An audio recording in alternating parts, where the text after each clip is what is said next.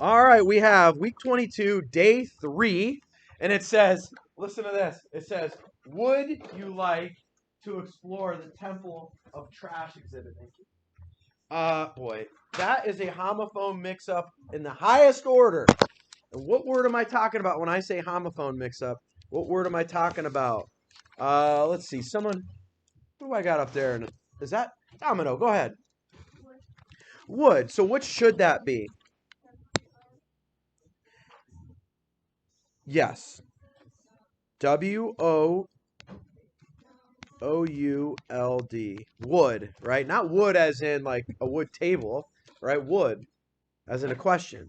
Would you like to explore the Temple of Trash exhibit? Well, I'll tell you something right now. When you're editing, and I'm going to go to you, Fred, but when you're editing, you should look at the beginning and the end of the sentence. Your eyes should go boom, boom. Whoa. All right. We went from the Beatles to Twisted Sister on that. Let's bump that down. All right. So you should look at the beginning of the sentence and at the end, right? So, Fred, what do you see here? Would you like to explore the Temple of Trash exhibit? Trash and exhibit and temple. Yeah, you're right. Keep going. They need to be capitalized. They need the Temple of Trash. It needs to be capitalized, right? Because it's a specific place, right? A specific place. Exhibit. So, You need to capitalize exhibit. no. No, Temple of Trash is the name of the exhibit. So, but you were right. You were on point. All right. So Fred found the capitalization error.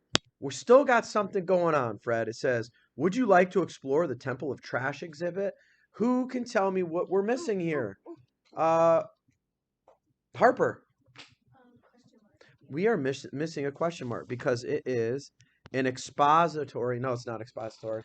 It is an interrogative sentence, right? Interrogative. If you ever hear that. So you have a command, right? Statement, command, interrogative, and then exclamatory, right? Exclamatory is like, look out, duck, right? Duck. Those exclamation points, right? And that would be an example of what Fred just joked about, duck and duck. Spelled the same, sound the same, but have different meanings. That's a homograph. Okay, so here we go. Would you like to explore the Temple of Trash exhibit? What am I doing? What am I modeling for you? I keep doing something over and over. What am I doing? I'm reading over and over, and as I'm doing, we're editing, and then we're going to write it when we're done. Do you think we're done at this point? Would you like to explore the Temple of Trash exhibit? I think so. I don't see anything else. 1, 2, 3. Looks like there's 4 corrections there. All right, hold up your DLRs. Let me see your good work. Let me see the handwriting. Good. You guys have really come a long way.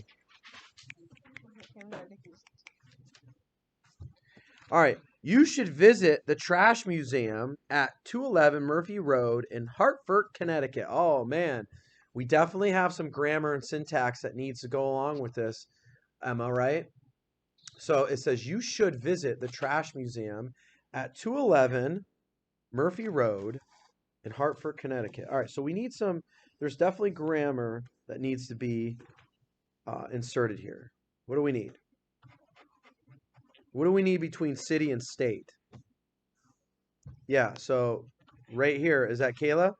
Where do I need that comma? Go ahead. Between Hartford, the city, and Connecticut, the state, right?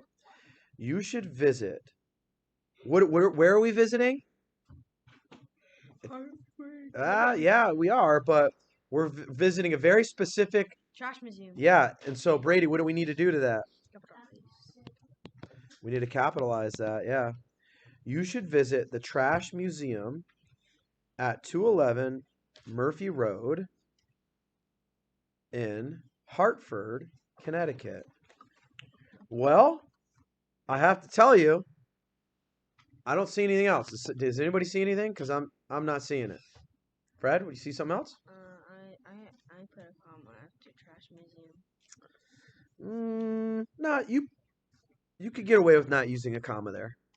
So we have 1, 2, 3. You don't. It's not the wrong idea, Fred. All right. There's a lot of different ways to punctuate and add grammar and syntax. I think you can get away with not having one there. Are you ready? Here we go. Come here. Five it out. Good morning. All right. So you should visit. So three corrections there. Now, let me ask you this. What point of view are both these sentences written in? Are they first, second, or third person? Who can tell me? Third person would be an eye in the sky, right? An eye in the sky, and they would be using names, right? Right? Second. Would Fred like to go? Why do you say second? Because first person would be using I and me and we and us, right? Third person's using names and it's the eye in the sky. Why second person? What's the key on there? What's that key that tells you that it's second person? It says the word the. Close. Oh, because they're speaking to who? Directly to who? You. You. And when you see the word you, guess what? Second person. It's second person. You know why? Because they're speaking directly to who, Anibal? They're speaking to you, right? The story is telling you, right? You woke up at 12:30 a.m. You were sweating. Your mind was on your homework that you didn't finish. Would you be able to get it done? No. Right? Who is the story speaking directly to? You. You. So when you see the word you and your, and it seems to be speaking directly to you as the reader, you were in second person. All right, that was a little side note. All right, we're going to start getting into that. Ready? Complete the sentence with the synonym. What does synonym mean? Same. For fine. So we need a word that means the same thing as fine, but is a different word. Ready? In the game, where's the rat? You can try to Anibal. Locate is a synonym for find.